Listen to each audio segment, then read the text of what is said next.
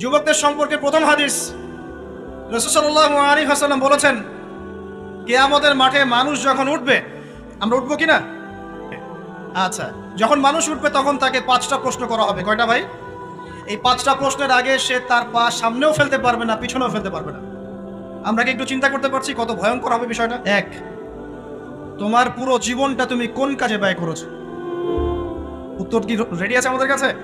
2, তোমার যৌবন স্পেশালি তুমি কোন কাজে ব্যয় করেছো?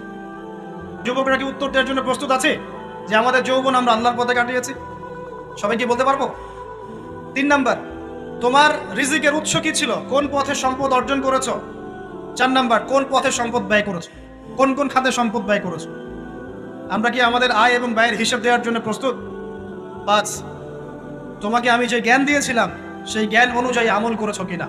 আল্লাহ পাক আমাকে আপনাদের সবাইকে তৌফিক দান করুন। যারা